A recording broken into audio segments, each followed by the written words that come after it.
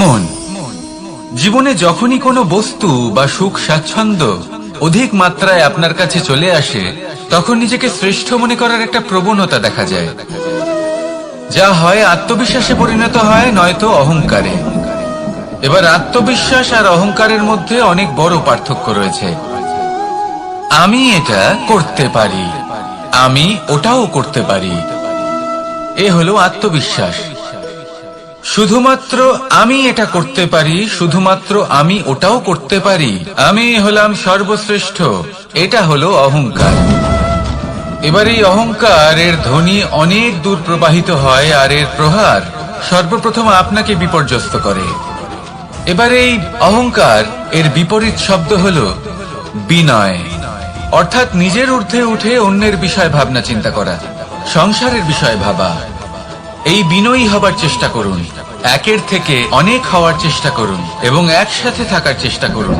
নিশ্চিত রূপেই আপনি বিকাশের কারণ হবেন। মত্ততা থেকে নিজেকে দূরে রাখুন, অহংকার থেকে নিজেকে দূরে রাখুন। এই মন প্রসন্ন হয়ে বলবে, রাধা রাধা। ঈর্ষা আমাদেরই মনে বসবাস করা আরো একটা শত্রু। তবে এই শত্রু কখনো কখনো আমাদের জন্য লাভদায়কও হতে পারে, কিন্তু যদি আমরা সতর্ক না থাকি তাহলে সেটা ততটাই ঘাতক হয়ে উঠতে পারে। যদি আপনার কোনো প্রতিদ্বন্দ্বী থেকে থাকে যে এগিয়ে চলেছে, তাকে দেখে আপনার মনে ঈর্ষা উৎপন্ন হয়, আর ঈর্ষাবশত আপনি নিরন্তর চেষ্টা করতে থাকেন, পরিশ্রম করতে থাকেন সামনে এগোনোর জন্য, তাহলে তার দ্বারা আপনার বিকাশই হবে। কিন্তু যদি আপনি নিজের বিরোধীকে শেষ করতে দেওয়ার জন্য অগ্রসর হন, তাকে বিনাশ করার জন্য অগ্রসর হন, তাহলে এই ঈর্ষা প্রথমে আপনার বিনাশ অবশ্যই করবে। একটা কথা আছে, এটা পশু প্রবৃত্তি, আপনি শুধুই নিজের বিকাশের কথা ভাববেন। তিনিই হলেন প্রকৃত মানুষ, যিনি অন্য মানুষের জন্য প্রাণও দিতে পারেন। এই ঈর্ষা যদি আপনাকে বিকাশের পথে নিয়ে যেতে পারে তাহলে খুবই ভালো। যদি আপনাকে অন্য কাউকে বিনাশ করে দেওয়ার পথে অগ্রসর করে, তাহলে তার থেকে দূরে থাকাই ভালো। যেমন ধরুন, আপনার কাছে একটা সূচ আছে, যার দ্বারা আপনি ছেঁড়া কাপড়ও সেলাই করতে পারবেন বা অন্য কারোর পাত্রে ছিদ্রও করে দিতে পারবেন। আপনি কি চাইবেন, নিজের বিকাশ নাকি অন্য কারোর বিনাশ? সিদ্ধান্ত আপনারই। আসুন আর আমার সাথে ভালোবেসে বলুন, রাধা রাধা। মানুষ বড়ই বিচিত্র প্রাণী। অধিক থেকে অধিকতর ধন লাভ করার চেষ্টায় নিজের শরীরকে নষ্ট করে ফেলেন, নিজের শক্তি হারিয়ে ফেলেন, নিজের সামর্থ্য হারিয়ে ফেলেন। আর যে ধন লাভ করেন সেটা কোথায় যায়? সেই শক্তি, সেই সামর্থ্যকে আবার ফিরে পাওয়ার জন্য। আর কিছু মানুষ জীবন এমন ভাবে যাপন করেন যেন তা কখনোই শেষ হবে না, কিন্তু শেষ তো সবারই হবে। আর যখনই শেষটা কাছে চলে আসে, তখন মানুষ এটা বুঝতে পারেন যে সে জীবনকে উপভোগ করেননি। তার কারণটা কি? লালসা। এই লালসা জন্ম দেয় লোভকে, আর এই লোভ জন্ম দেয় আপনারই বিনাশকে। সেই জন্য আজ আপনার কাছে যা কিছু আছে, যেমনটা আছে তার সাথে জীবন যাপন করুন, পূর্ণরূপে যাপন করুন। আপনার কাছে যতই ধন, শক্তি, মান থাকুক, তা সবার মধ্যে ভাগ করতে শিখুন। ভাগ করলে ভালোবাসা বাড়ে, আর এই ভালোবাসা দ্বারা জীবন আরো সুখময় হয়ে ওঠে। তাহলে আসুন আর আমার সাথে ভালোবেসে বলুন, রাধা রাধা। কোনো বাড়িতে, কোনো পরিবারে যখন কারোর জন্ম হয়, তখন তা কত সুখের মুহূর্ত হয়। সেই ছোট্ট সন্তান যখন কিছুটা বড় হয়, সে হাঁটার চেষ্টা করে, আর সেই প্রক্রিয়াতেও খুব বড় একটা শিক্ষা লুকিয়ে রয়েছে, ঠেলে দেওয়া। যখন আপনি হাঁটতে চান, সামনে এগোতে চান, তখন আপনি কি করেন? নিজের পায়ের তলার যে মাটি, তাকে আপনি পেছনে ঠেলে দেন। ব্যাস, এই একই জিনিস তো জীবনেও শিখতে হবে। এবার যদি আপনি জ্ঞানের পথে অগ্রসর হতে চান, তাহলে অজ্ঞানতাকে পেছনে সরিয়ে দিতে হবে। যদি আপনি প্রকাশের দিকে এগোতে চান, তাহলে অন্ধকারকে পেছনে সরিয়ে দিতে হবে। যদি আপনি ভবিষ্যতে সফল হতে চান, তাহলে অতীতের যে অসফলতাগুলিকে পেছনে সরিয়ে দিতে হবে। যে জল বইতে বইতে থেমে যায় তাকে আমরা নালা বলে থাকি, তার থেকে দুর্গন্ধ বের হয়।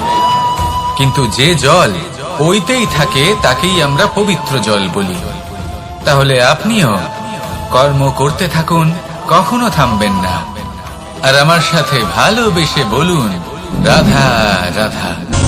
দেবে যে আপনি বড় বড় সমস্যার সমাধান করতে পারবেন।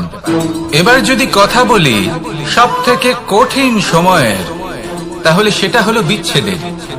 যা মা সীতাকে সহ্য করতে হয়েছে শ্রীরামের জন্য, রাধা কৃষ্ণকেও সহ্য করতে হয়েছে। যে ব্যক্তি বিচ্ছেদের সময় সঠিক পথে চলে এসেছে, সে জীবনে অনেক শ্রেষ্ঠ স্থানে অবশ্যই পৌঁছতে পারবে। এবার যদি কথা বলি সব থেকে জরুরি এবং গুরুত্বপূর্ণ সময়ের, তাহলে সেটা হলো সংযোগ। সকলকে সাহায্য করতে থাকুন। আপনি অন্যদের সাহায্য করে তাদের যত আনন্দ দিতে পারবেন, ততটাই আনন্দ আপনারও জীবনে অবশ্যই আসবে। আসুন আর আমার সাথে ভালোবেসে বলুন, রাধা রাধা। কামবোধ, এটাই আপনার অন্তরের প্রথম শত্রু। বেশিরভাগ মানুষই কামবোধ বলতে লালসা বোঝেন, কিন্তু এটা সম্পূর্ণ সত্য নয়। কামের আসল অর্থ হলো কামনা। এটা খুবই সহজ ব্যাপার। মনুষ্য শরীর থাকলে, মানুষের মন থাকলে এই কামনা অবশ্যই থাকবে। এবার এটাই দেখতে হবে যে এই কামনা নেতিবাচক কামনা নাকি ইতিবাচক কামনা। অন্য কারোর জিনিসে নজর দেওয়া, অন্য কোনো মানুষের উপর নজর দেওয়া, কোনো অনুচিত বস্তুর দিকে নজর দেওয়া, এই নেতিবাচক কামনা। আর এই দুষ্কামনা মানুষকে দিয়ে অপকর্ম করাবেই করাবে। তাই মনে রাখবেন, যে ব্যক্তি নিজের কামনাকে নিয়ন্ত্রণে রাখতে পারেন, তিনি সঠিক পথেও থাকেন, সঠিক লক্ষ্যে পৌঁছতেও পারেন। যিনি কামনা নিয়ন্ত্রণে রাখতে পারেন না, তিনি তার পথও হারিয়ে ফেলেন এবং লক্ষ্যচ্যুতও হন। তাই মনে রাখবেন, নিজের কামনাগুলিকে নিয়ন্ত্রণে রাখুন। কাম নামক এই শত্রুর ওপর বিজয় লাভ করুন। আর আমার সাথে ভালোবেসে বলুন, রাধা রাধা। জীবনে যখন কোনো ব্যক্তি নিজের লক্ষ্য প্রাপ্তির জন্য নিরন্তর পরিশ্রম করতে থাকেন, চেষ্টা করতে থাকেন, তখন তিনি কষ্ট অনুভব করেন। কখনো শারীরিক কষ্ট, কখনো মানসিক কষ্ট। এবার উনি এটা ভাবতে থাকেন যে আমি কি উচিত করছি নাকি অনুচিত করছি। কারণ অন্যদিকে এমন একজন ব্যক্তিও আছেন যিনি একদমই পরিশ্রম চেষ্টা করছেন না।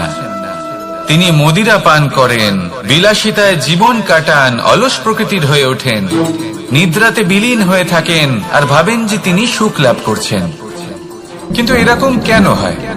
কারণ যখন আমরা সৎ পথে থাকি, উচিত পথে চলি, লক্ষ্য প্রাপ্ত করার জন্য চেষ্টা করতে থাকি, তখন আমাদের ভেতরে থাকা নেতিবাচক শক্তি এবং পাপ এই দেহকে ত্যাগ করে দেয়। আর এই অনুভূতিটাই আমাদের দুঃখের অনুভূতি দেয়, কষ্ট দেয়। এবার সেখানে যদি আমরা কুপথে চলি, অনুচিত পথে চলতে থাকি, তাহলে আমাদের ভেতরে থাকা পুণ্য এবং ধনাত্মক শক্তি আমাদের দেহ ত্যাগ করে দেয়। আর এই অনুভূতির কারণেই আমরা সুখ অনুভব করি। কিন্তু কখনো ভাববেন যে এই সুখ বেশি সময় পর্যন্ত থাকে না। সেই জন্য সবসময় মনে রাখবেন, যদি আপনি জানেন যে এটাই আপনার লক্ষ্য, এটাই উচিত পথ, শুভ পথ, তাতে নিরন্তরভাবে এগিয়ে যেতে চেষ্টা করতে থাকুন। এই কষ্ট আপনাকে সুখের পরাকাষ্ঠায় কখন পৌঁছে দেবে তা আপনি জানতেই পারবেন না। আসুন আমার সাথে ভালোবেসে বলুন, রাধা রাধা। বিষ এবং অমৃত, এর ভিত্তিতেই সংসার চক্র চলতে থাকে। যখন সমুদ্র মন্থন হয়েছিল তখন এই দুই প্রাপ্ত হয়েছিল। প্রথমে বিষ পাওয়া গেল, তারপর অমৃত। জীবন মন্থন করলেও এগুলো লাভ করা যায়। এবার এই যে বিষ, তা হলো অমৃতের থেকে অনেক বেশি শক্তিশালী এবং সেই জন্যই অনেক বেশি ঘাতকও। এবার বোঝার চেষ্টা করি এই বিষ আসলে কি। যে কোনো বস্তু বা কোনো ভাব যদি মাত্রার থেকে বেশি পরিমাণে আপনার কাছে থাকে, প্রয়োজনের থেকে বেশি আপনার কাছে থাকে, তাহলে সেটা আপনার কাছে বিষ সমান হতে পারে। তা সে ধন হোক, শক্তি হোক, সম্মান হোক, ইত্যাদি ইত্যাদি। যদি আপনার কাছে এমন কিছু থেকে থাকে যা মাত্রার থেকে বেশি পরিমাণে আপনার কাছে আছে, তাহলে তাকে ভাগ করতে শিখুন। যদি আপনি ভাগ করতে শিখে যান, তাহলে এই বিষই আপনার জন্য অমৃতে পরিণত হবে, আর তাদের কাছেও অমৃত সমান হয়ে উঠবে যাদের এই সাহায্যের প্রয়োজন। তাহলে ভাগ করে নিতে শিখুন, আর আমার সাথে ভালোবেসে বলুন, রাধা রাধা। ক্রোধ আপনার অন্তরের আরো একটা শত্রু। এই ক্রোধ আসলে কি? আপনার মনের এক ভাবনা, যা আপনার মনেই উৎপন্ন হয়। এই মন আত্মার সাথে যুক্ত থাকে। এখন একটা ভাবনা যা আত্মার সাথে যুক্ত থাকে, তাকে অনুচিত কেন বলা হয় সেটা বোঝার চেষ্টা করুন। ক্রোধ কখনো কখনো জরুরি হয়, বিশেষ রূপে তখন যখন আপনি সঠিক পক্ষে দাঁড়িয়ে রয়েছেন এবং সামনের ব্যক্তি অধর্মের পক্ষে রয়েছেন আর বিনম্রভাবে মানছেন না। যেমন শ্রীরাম ক্রুদ্ধ হয়েছিলেন সাগরের ওপর। ওটা উচিত ছিল, আর তা ততক্ষণই উচিত যতক্ষণ আপনি ক্রোধকে নিয়ন্ত্রণ করছেন।